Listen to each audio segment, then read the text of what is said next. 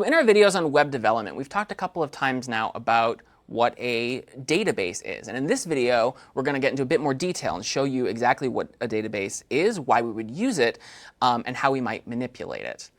In order for us to build websites that are sort of more complex than just somebody a page where they just go and see news, for example, we might need a database to store information, such as username and password combinations, so that a user attempts to log in. That login information is sent to the database. It is checked against information in the database to see whether that username password combination matches, and if so, it lets the user in. We might also store other stuff for users, like their shopping history or really any other information that you might want to keep long term for a user. Now, if you've ever used programs like Microsoft Excel or Google Sheets or Numbers, you're probably familiar with a basic idea of a database, which is a database consists of a couple of different levels of hierarchy. Within a database, we have tables, and within each of those tables, we have rows and columns. And if you are familiar with Excel, or perhaps even if you're not, let's take a quick second, and I can draw this analogy for you about what a database, a table, a row, a column is, and then we can translate that in just a moment to the same idea in SQL. So on my screen here, I've opened up an Excel file. And across the top here, you see I have these letters, A, B, C, D, E. These would be different columns in my file. Down the left side, I have numbered rows where I might put information. So for example, I might just put my name here in cell A1. So it's in the A column in the first row. Now, down at the bottom left is a feature that you may not have used too much if you don't use Excel very frequently, but there's these notions of sheets. Sheets are sort of akin to different tables. Notice that when I switch to sheet 2, the data that was in sheet 1, my name, is no longer there. So each sheet has its own unique set of rows and columns. But all of these sheets are still bound up in one single file called book 1. So the analogy here is that book 1 is our database, which contains a different number of tables, which in Excel parlance is just a sheet. And each sheet has columns that we can put data in and rows that we can put data in as well. So there are a couple of different types of database engines that we can use in our programs. We're going to talk about SQL, which stands for the Structured Query Language. The Structured Query Language is a programming language whose sole purpose in life is to query or ask questions of or retrieve data from a database. And there are many different implementations of SQL. Two of the most popular are as follows. We have MySQL, which is an open source platform, and it is very commonly used to establish relational databases. We're not going to get into a lot of detail in this video about what a relational database is versus other types of database, but just know that there are more than one type, and we cover relational databases in this course. Another type, which we actually have used in CS50 since 2016, is SQLite, which has a very similar feature set to MySQL. But it's just a little more lightweight. It's a little easier to use on CS50 IDE, and so that's why we're actually going to be using that one in the class. Now, regardless of which implementation of SQL that you use, a lot of them will come with a tool called PHP-MyAdmin, which is a GUI, or graphical user interface tool, that is used to execute some of the more tedious or mundane database queries in a more user-friendly way, because you can just click and do things in a web browser. And those are most commonly used to build databases in the first place and to set up tables. Because that's the first thing you're going to do once you get your database configured, is to create a table. Because without a table, we have no rows and columns. And without rows and columns, we can't store any data. Tables have very cumbersome syntax that is used to set them up. And so using PHP-MyAdmin, the graphical interface, to build your table is definitely going to come in handy. In the process of building your table, you're going to have to specify exactly which columns are going to be stored in that table. So at the very beginning, when you create your table, you say, my table is going to store usernames and passwords and whatever sort of other information you want, and you have to specify that before you have inserted any data into the table. So you have to design ahead of time what your table is going to look like.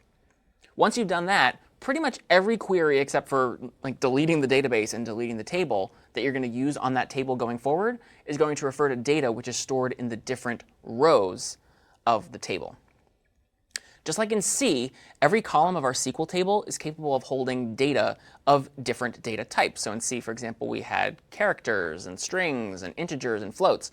And SQL has a few more data types than that. This is just 20 of them, and this is not even an exhaustive list. But some of these things should look familiar. So for example, we have int, which can store integers. But we also have these 4 other types, which can hold integers with different upper bounds. So you may recall from C that the upper bound of an integer is 2 to the 31st power, or 2 to the 32nd power if they're unsigned integers. But here we can say small ints, or tiny ints, or medium ints, or big ints, each of which have different upper bounds on the values. Decimal and float stand in place of double and float, which we're familiar with from C. We can also store date and timestamps in SQL databases. There's no data type for that that's native to C. But in SQL, there are a couple of different ways to do this. We can even do more exotic things like store geometry or line strings. And what are these? Well, geometry and line strings can be used to store in a SQL database like a mapping out or a drawing out of an area on a map, such as using GIS data. And we can actually store that thus in our SQL table and recreate that exact drawing a little bit later on. Text sort of stands in the stead of strings for just arbitrarily large chunks of text. Enums are also a type that exists in C, but we don't talk about them too much in C. But really quickly, what an enum is it is a column of your table that can be used to store a limited set of values. So for example, I could have an enum that is called like favorite colors, for example. And I can specify when I'm building my table that it can only be capable of holding red, green, and blue. If you tried to insert a row that had purple in that place, that wouldn't work because it is not one of the enumerated values that can be stored in that column. There are also char and varchar, and these are not quite the same as what you might think they are in C. So let's just take a quick second to explain the difference between these two data types, which are pretty important. So unlike in C, char does not refer to a single character. It is actually sort of akin to our notion of a string, but with a caveat that that string is of fixed length. And typically when we specify a char or a varchar type, we have to specify the length of that string at the outset, just like we do in C. So for example, my column type might be a char 10. That means that I can store 10 character strings in that column of my table. Exactly 10 character strings. So if I tried to store, for example, the word hi, H-I, which is just 2 letters, that would go into the column OK, but it would also store 8 extra, the equivalent of null bytes, basically, so that I still had 10 characters, per se, in that column for that row. And if I tried to store like a 15-character string, that wouldn't work. I'd only end up storing the first 10 letters. So it's always going to be 10 every time. A varchar, on the other hand, refers to a variable length string. So if I said that my column was varchar 99, I can store 1, 2, 3, 4, 5 character strings up to 99 characters long without having to have all of this extra sort of slack space or null bytes or zeros tacked on to the end. So char, fixed length strings, varchar, variable length strings. We won't get into the difference between why you might want to use one or the other, but there are reasons why you might not always want to use a varchar and you might want to use a char in some situations. Now SQLite actually has many or all of these same data types, but the difference there is that each of those data types is affiliated with what's called a type affinity to simplify things. So that whole list of 20, or more really, can be reduced to one of these 5 different affinities: null, integer, real, text, and blob. Null is probably pretty obvious, nothing. Integer, whole numbers. Real, that would include things like decimal and float. Text would include things like char and varchar. Blob is just, that would be more like the geometry or data that isn't really text, but is just a large number of bits or bytes. That would be a blob. And everything can reduce to one of these 5 different type affinities. So after specifying the columns, it's also really important in our SQL table to have one other consideration, which is to have one column, which is our primary key. Why do we need a primary key? The reason is every row of our table, in order to make our SQL queries most effective, should be able to be uniquely and quickly identified. So choosing the right primary key will allow us to make sure that there is one value in every row that is completely unique. And if that is true, if there is one column in every row that's unique, then we can uniquely identify or very quickly identify which row we're talking about. Now, it's also possible to establish a joint primary key, which is just a combination of, say, 2 columns, but it can be an arbitrarily large number of columns, that is always guaranteed to be unique. So I could have one column that could always have A's or B's or C's, I can have another column that has 1s and 2s and 3s and 4s. I could have multiple A's and multiple B's and multiple C's, multiple 1s, 2s, and 3s. But across all of those rows, I'm only ever allowed to have one combination of A1. I can have B1, C1, I can have A2, A3, A4, but there's only ever one combination of those two columns that is unique. That would also be acceptable because that is a joint primary key. Now, SQL is a programming language like other programming languages that we've discussed, but it has a very limited vocabulary. Now, there are more things that you can do with SQL than we're going to talk about in this video, because in this video, we're just going to talk about the 4 operations that one can perform on a table, or the 4 main operations that you'll most likely perform on a table. Insert, select, update, and delete. And these 4 things we'll get into a bit more detail in just a second about, but these are definitely the most common 4 things you'll be doing with the tables that you're building, certainly in CS50, but also probably more generally whenever you're working with databases.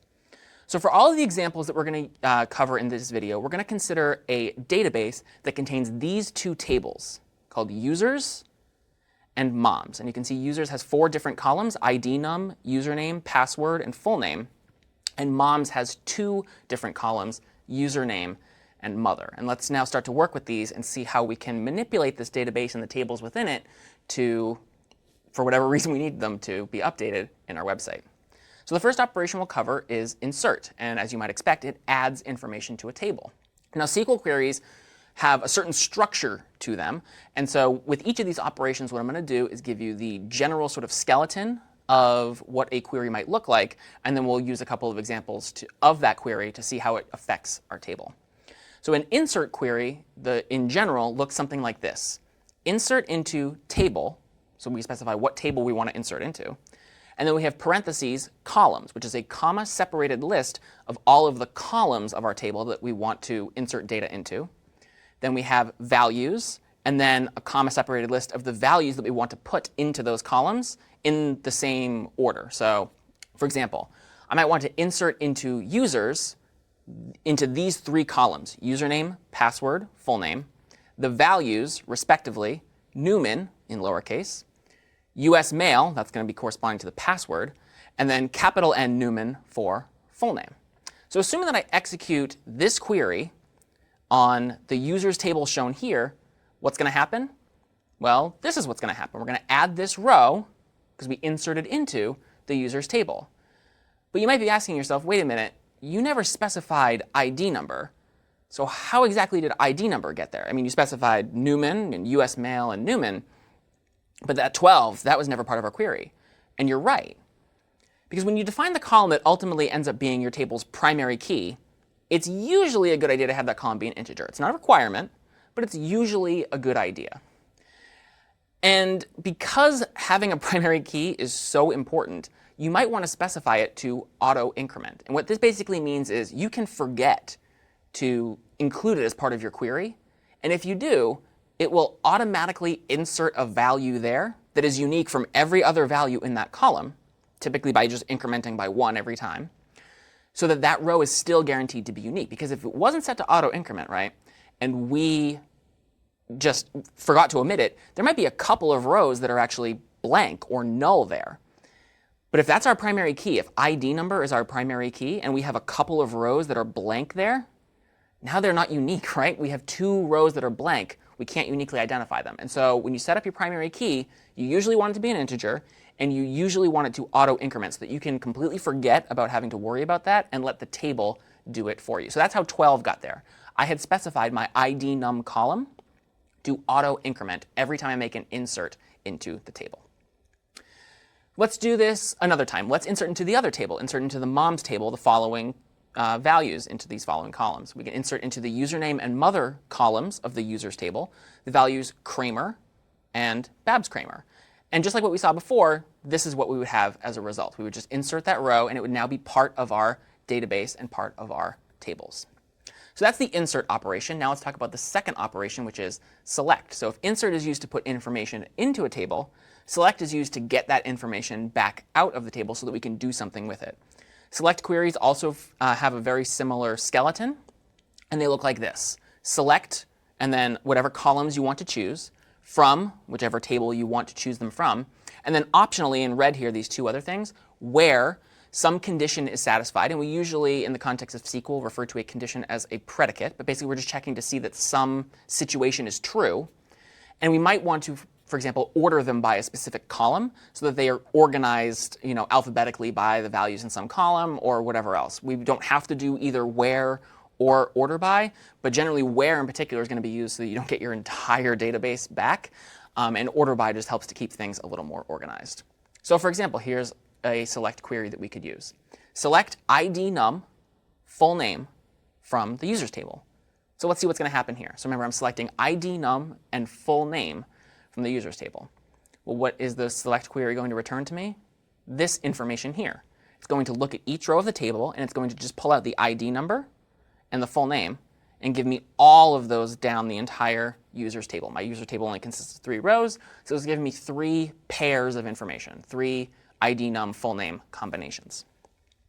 Now let's say I want to restrict my search a little bit, my query a little bit. Select password from users where ID num is less than 12. So now I'm adding a predicate or a condition to my select query. What's going to happen here? Well, I'm going to get this information. This is just the password column from the users table where the ID number in that row is less than 12. So only rows 10 and 11's password get given back to me. 12's does not, because 12 is not less than 12. There's one other thing we can do with the select query, and that's to select star. Select star from moms where username equals Jerry.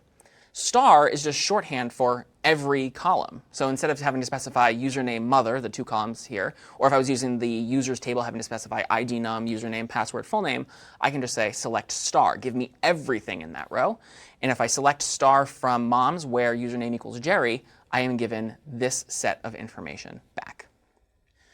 So here's the thing that's cool about databases, though. We don't have to just have 2 tables. And we don't have, in particular, we don't have to have just one table that stores every relevant piece of information about a user. If we wanted to store, in addition to what we have there, information like their address and their date of birth and their social security number or whatever else we wanted to keep about them, this table could get bigger and bigger and bigger and bigger to the point where it becomes almost annoying to have to use it. But we can use relationships between different tables, and that's where the term relational comes into play for a relational database. We can set up our tables within our databases carefully enough that we can use relationships between them to pull information from where we need it without all that information having to be located in the same table in the first place. So for example, here is our database as we last left it, with 3 rows in each of the users and the moms tables. Now let's imagine a hypothetical situation where we want to pair a user's full name, which is currently only stored in the users table, with their mother's name, which is only stored in the mother table. They're not on the same table right now, so we can't use the same sort of select query that we used before. We have to use what's called a select join query. It looks pretty similar to the select query before, but we're adding one extra piece of information, which is what tables we're joining together. So I want to select a specific set of columns from one table, joining another table onto it, just temporarily. It doesn't really merge them, but it creates this sort of hypothetical table that does merge them. On predicate, where predicate is basically we're trying to find where the 2 tables overlap so that we can create this merged table just temporarily for purposes of this query, and then have them separate again. So for example, I might have a query that looks like this. Select users.fullname, comma, moms.mother from users joining the moms table onto it temporarily, where the or on, which is akin to where, on users.username equals moms.username. And this syntax is also a little unfamiliar, right? I'm now prepending some of my column names with table names.